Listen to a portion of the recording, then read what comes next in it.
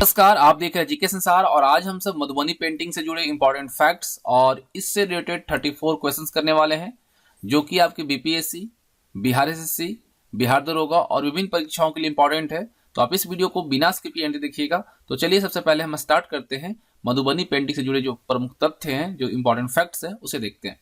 देखिए, लोक कला के रूप में मिथिलांचल के घर आंगन में प्रचलित है आपका मधुबनी पेंटिंग और इसमें महिलाओं की पूर्ण भागीदारी है। इस पेंटिंग का प्रथम साक्ष्य जो है वो विद्यापति की कृति पताका से मिलता है। मधुबनी पेंटिंग का प्रथम साक्ष्य जो है वो विद्यापति की कृति पताका से मिलता है। और मधुबनी चित्रकला की विशेषता अगर देखें तो भित्ति चित्र और अरिपन है। अगर आपसे पूछा जाए कि मधुबनी पेंटिंग की कितनी प्रकार है तो दो है, एक है आपका भित्ति चित्र और दूसरा अरिपन। भित्ति चित्र क्या है? तो देखिए, भित्ति चित्र जो है इसमें प्रथम गोसनी या गोसाई घर जो होती है उसकी सजावट और दूसरा कोहबर घर और उसके कोनियों की सजावट की जाती है। गोसनी घर जो होता है या गोसाई घर जो कहले जो होता है, इसकी सजावट में धार्मिक महत्व के चित्र विकास में ब्राह्मण और कायस्थ परिवारों का मुख्य योगदान रहा है। धार्मिक चित्रों में दुर्गा, राधा कृष्ण, सीताराम, शिव पार्वती, लक्ष्मी विष्णु और लोक देवी देवताओं का चित्रण अंकित होता है। वहीं अगर हम कोहबर की बात करें तो कोहबर जो होता है इसमें घर के बाहर रत्ती एवं कामदेव के चित्र और कोहबर घर के अंदर में जो होता है उसमें पुरुष स्त्री के जनन अंगों की आकृति और चारों कोनों पर यक्षिणी के चित्र का अंकन होता है। और प्रतीकात्मक रूप से पशु पक्षी की भी चित्रकारी इसमें की जाती है। किसके अंदर? कोहबर के अंदर। अब देखिए, दूसरा जो आता है अरिपन, जिसे हम भूमि चित्रण के तौर पर भी जानते हैं। अरिपन जो है आंगन या चौखट के सामने जमीन पर बनाया जाने वाला चित्र होता है। यह पुराण और शास्त्र पर आधारित चित्रों के बनाने में कूटे हुए चावल के पानी और उसमें क्या होता है रंग को मिलाकर इसका प्रयोग किया जाता है। इन चित्रों की 5 श्रेणियां हैं: मनुष्य तथा पशु पक्षी, फूल पेड़ और फल, तांत्रिक प्रतीक, देवी देवताओं, स्वास्तिक, द्वीप आदि सभी जो है चित्र इसके क्या है श्रेणियां। अब हम बात करें अगर मधुबनी पेंटिंग की विशेषता की, तो इसकी विशेषता जो है कि सांकेतिक रूप में प्रस्तुत किया जाता है। चित्रण जो होता है दीवार पे होता है, कपड़े और कागज पर होता है और इसमें अंगुलियों और बांस की कुची से इसे बनाया जाता है। और सुंदर प्राकृतिक रंगों का प्रयोग जो होता है इसकी विशिष्ट आकर्षण होती है। अगर हम बात करते हैं मधुबनी पेंटिंग की, तो यहाँ पे अगर हम प्रमुख कलाकार की बात ना करें तो नाइंसाफी होगी। तो मधुबनी पेंटिंग के प्रमुख कलाकार है पद्मश्री सिया देवी, कौशल्या देवी, सीता देवी, शांति देवी, भगवती देवी, मैनी देवी, महासुंदरी देवी, ये सभी जो हैं प्रमुख कलाकार हैं मधुबनी पेंटिंग के। अब हम बात करें प्रसिद्ध चित्रकला, तो देखिए बिहार संपर्क क्रांति एक्सप्रेस जो है ये क्या है? एक ट्रेन है और इसके डिब्बों में इसका चित्रकला आपको देखने को मिल जाता है। और दिल्ली के संसद भवन के द्वार पर, पटना रेलवे स्टेशन पर, मधुबनी रेलवे स्टेशन की दीवारों पर आपको मधुबनी पेंटिंग्स देखने को मिल जाता है। कला शैली का प्रथम व्यापक परिचय जो है 1930 के दशक में डब्ल्यू.जे. ऑर्थर के द्वारा दिया गया। 1942 में लंदन आर्ट ऑफ गैलरी में मधुबनी चित्रकला की सर्वप्रथम प्रदर्शनी लगी थी और 1967 में दिल्ली में आयोजित प्रदर्शनी में देश विदेश में इसकी चर्चा हुई और ये पूरे वर्ल्ड में चर्चित हुआ। शशि कला देवी की चित्रों की प्रदर्शनी जो है जापान में तोकामाची सिटी है, वहां पे एक जापानी व्यक्ति द्वारा मिथिला पेंटिंग संग्रहालय स्थापित किया गया है। ये तो थी इंपॉर्टेंट फैक्ट्स। अब हम इससे जुड़े इंपॉर्टेंट क्वेश्चंस को करते हैं। तो पहला क्वेश्चन ये रहा आपके स्क्रीन पर, निम्न में से किसके गीतों का प्रभाव मधुबनी चित्रकला शैली पर मिलता है? Option A Vidyadhar, option B Gopal Sahay, option C Mandan Mishra और ऑप्शन डी विद्यापति। अगर अभी आप लोगों ने फैक्ट्स को ध्यान से सुना होगा और देखा होगा तो आप इजीली आंसर करेंगे। तो विद्यापति के गीतों का प्रभाव जो है मधुबनी चित्रकला शैली पर मिलता है। ऑप्शन डी सही है। क्वेश्चन नंबर 2, विद्यापति के गीतों के प्रभाव ने किस चित्रावली का सूत्रपात करवाया? लक्ष्मी, कृष्ण, शिव या बी और सी दोनों? तो विद्यापति के गीतों के प्रभाव ने जिस चित्रावली का सूत्रपात करवाया है वो है कृष्ण और शिव, यानी कि ऑप्शन डी सही रहेगा।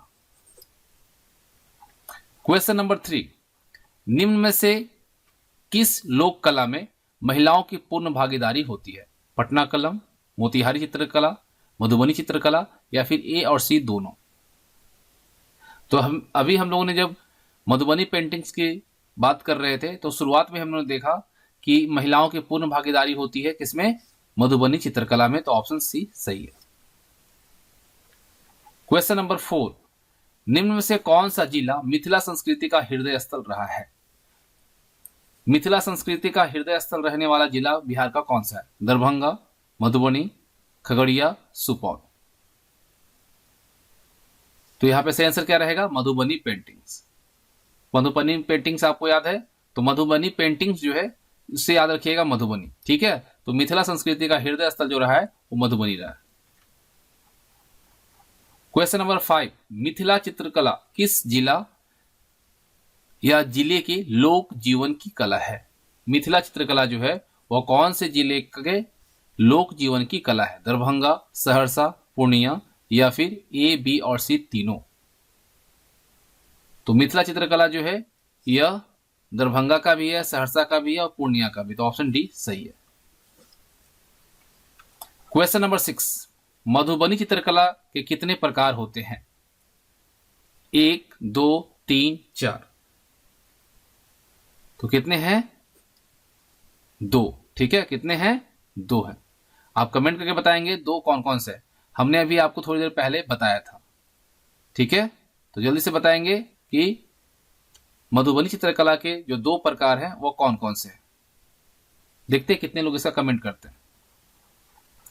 क्वेश्चन नंबर 7, निम्न में से कौन मधुबनी चित्रकला शैली का प्रकार है? भित्ति चित्र, बिहार चित्र, अरिपन या फिर ए और सी दोनों।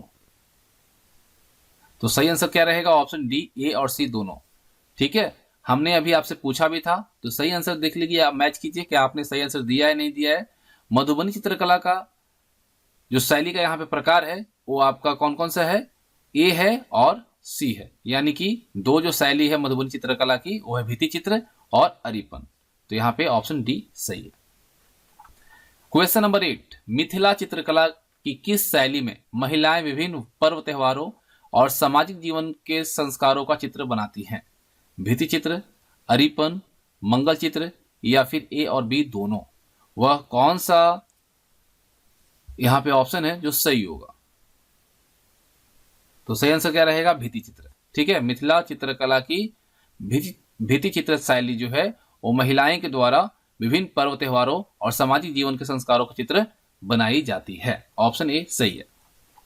क्वेश्चन नंबर 9 देखिए, गोसनी घर की सजावट, ठीक है। गोसनी घर की सजावट खाली स्थान महत्व के चित्र होते हैं, सामाजिक, धार्मिक, लोक या राजनीतिक। यहाँ पे गोसनी घर है, ठीक है। चलिए बताइए, सही आंसर इसका रहेगा आपका धार्मिक। गोसनी घर की सजावट जो है धार्मिक महत्व के चित्र होते हैं। अभी हम लोगों ने थोड़ी देर पहले चर्चा किया था, ऑप्शन बी सही है। क्वेश्चन नंबर 10, गोसनी घर, ठीक है। फिर से वही है आपका। गोसनी घर के सजावट वाले चित्रों की बनावट में किस परिवार की महिलाओं की मुख्य भूमिका रहती है?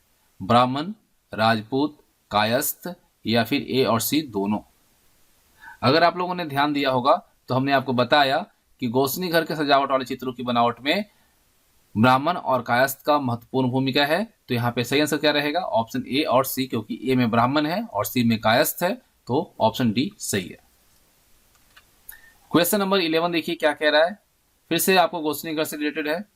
गोसनी घर की सजावट में किसका चित्र प्रमुखता से मिलता है? दुर्गा काली, राधा कृष्ण, राम सीता या फिर ए, बी और सी तीनों। तो यहाँ पे ज्यादा दिमाग लगाने की जरूरत है नहीं, सभी सही यहाँ पे है, ठीक है। गोसनी घर में जो सजावट होती है उसमें प्रमुखता से जो चित्र मिलता है वो दुर्गा काली का मिलता है, राधा कृष्ण का मिलता है, राम सीता का मिलता है। तो ये सभी ऑप्शन सही है, तो ऑप्शन डी सही रहेगा।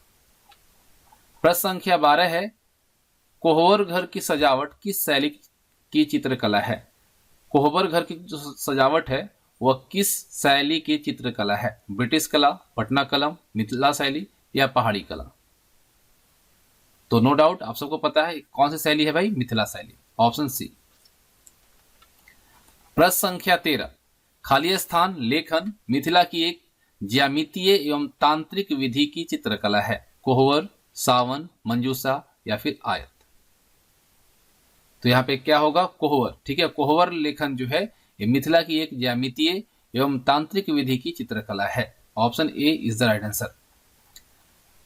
क्वेश्चन नंबर 14 देखिए क्या कह रहा है। वस्तुतः उस स्थान को कहा जाता है जहां विवाह के समय कुल देवता की स्थापना होती है।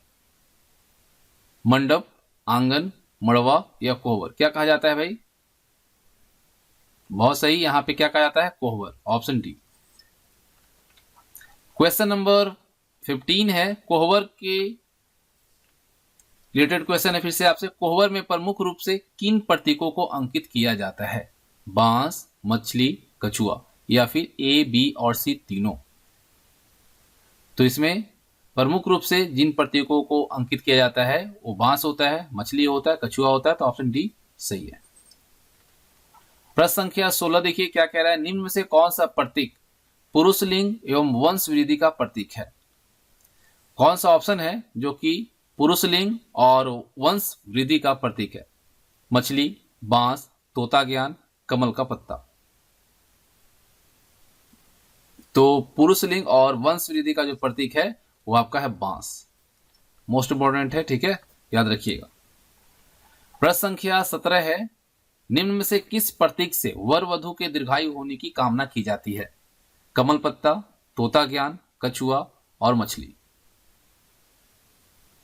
देखिए दीर्घायु यानी कि लंबी उम्र, तो लंबी उम्र इसमें सबसे किसकी होगी? कछुआ की, तो ऑप्शन सी सही है। प्रश्न संख्या 18 है। निम्न में से कौन सा प्रतीक पुत्रवान होने की कामना करता है? मछली, कमल का फूल, तोता ज्ञान या फिर पतंग? कौन सा वो प्रतीक है जो कि पुत्रवान होने की कामना करता है? तो मछली, याद रखिएगा, ऑप्शन ए। प्रश्न संख्या 19 है। मिथिला में विद्यापति के समय मुख्य रूप से कृष्ण लीला चित्रित की जाती थी।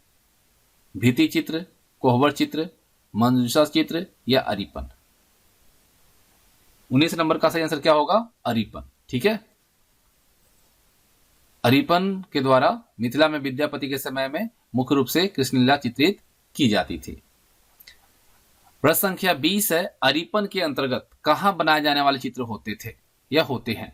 छत, आंगन, चौखट या फिर आंगन और चौखट दोनों? हमने आपको बताया है, अगर आप लोगों ने ध्यान दिया होगा तो आप इजीली आंसर करेंगे कि अरिपन के अंतर्गत आंगन और चौखट के सामने भूमि पर चित्र बनाई जाती है, तो ऑप्शन डी सही है, ठीक है। प्रश्न संख्या 21। किस शैली में चित्र बनाने में कूटे हुए चावल के पानी में रंग मिलाकर प्रयोग किया जाता है? ऑप्शन ए गुहा चित्र, option B Aripan, option C Manjusha और ऑप्शन डी भित्ति चित्र। तो किसमें किया जाता है? अरिपन में। अरिपन में क्या किया जाता है? ये चौखट और आंगन के सामने जमीन में बनाया जाता है और इसके अंतर्गत क्या होता है कि कुटे हुए चावल के पानी में रंग मिलाकर प्रयोग किया जाता है। प्रश्न संख्या 22 है। अरिपन के अंतर्गत चित्र खाली स्थान से बनाए जाते हैं। बांस की कुच्ची, ब्रश, उंगली या फिर ए, बी और सी तीनों? तो यहाँ पे सही आंसर क्या रहेगा? अरिपन के अंतर्गत चित्र जो होते हैं वह उंगली से बनाया जाता है, तो ऑप्शन सी सही रहेगा। प्रश्न संख्या 23 देखिए। अरिपन के अंतर्गत कितने प्रकार के चित्र बनाए जाते हैं? 2, 4, 3, 5? बताइए अरिपन के अंतर्गत कितने प्रकार के चित्र बनाए जाते हैं? तो कितने प्रकार का बनाया जाता है? 5 प्रकार के, ठीक है, जिसमें देवी देवताओं के होते हैं, पेड़ पौधे होते हैं, है ना, फल का होता है, मनुष्य का होता है। तो ये सभी 5 तरह के चित्र बनाए जाते हैं। प्रश्न संख्या 24 है। निम्न में से कौन से चित्र अरिपन के अंतर्गत बनाए जाते हैं? स्वास्तिक, फल, फूल और वृक्षों के चित्र, देवी देवताओं के चित्र या फिर ए, बी और सी तीनों? कौन सा चित्र है जो कि अरिपन के अंतर्गत बनाया जाता है? तो कौन सा है भाई? तो स्वास्तिक भी बनाया जाता है, फल, फूल और वृक्षों के चित्र भी बनाया जाता है, देवी देवताओं के चित्र भी बनाया जाता है। तो यहाँ तीनों सही होगा, तो डी आपका करेक्ट आंसर है। प्रश्न संख्या 25 है। विवाहित कन्याओं के लिए खाली स्थान के अवसर पर बनाए जाने वाले अरिपन में ज्यामितीय आकार का अधिक प्रयोग होता है। लक्ष्मी पूजा, तुलसी पूजा, गणेश पूजा या शिव पूजा? तो इसमें जो होता है विवाहित कन्याओं के लिए तुलसी पूजा के अवसर पर बनाए जाने वाले अरिपन में ज्यामितीय आकार का अधिक प्रयोग होता है, तो बी यहाँ पर सही है, option B is the right answer. प्रश्न संख्या 26 है, विवाह एवं अन्य उत्सव के अवसर पर बनाए जाने वाले अरीपन में किस आकार की अधिकता होती है? बांस, मयूर, शंख या पत्ती? तो किसकी होती है भाई? पत्तियों की होती है। किसकी? पत्तियों की। ठीक है, पत्तियों की आकार जो है वो अधिक होती है। प्रश्न संख्या 27 है, निम्न में से कौन मधुबनी चित्रकला का प्रमुख केंद्र है? Option A Laheria Sarai, option B Bhawanipur, option C Simri या ऑप्शन डी ए, बी और सी तीनों। तो यहाँ पे अगर देखा जाए तो मधुबनी चित्रकला का प्रमुख केंद्र लहेरिया सराय भी है, भवानीपुर भी है, सिमरी भी है। तो ऑप्शन डी सही है। प्रश्न संख्या 28 है, निम्न में से कौन मधुबनी चित्रकला शैली का प्रमुख कलाकार है? सिया देवी, गंगा देवी, जगदम्बा देवी या फिर ए, बी और सी तीनों? आपको बताना है कि कौन मधुबनी चित्रकला शैली का प्रमुख कलाकार है। तो तीनों हैं। ठीक है, सिया देवी भी हैं, गंगा देवी भी हैं और जगदम्बा देवी भी हैं। तो ऑप्शन डी सही है। चलिए अगला प्रश्न करते हैं। प्रश्न संख्या 29 है, शशिकला देवी के चित्रों की प्रदर्शनी कहां लगाई जा चुकी है? सिंगापुर, लाइबेरिया, जापान, चीन?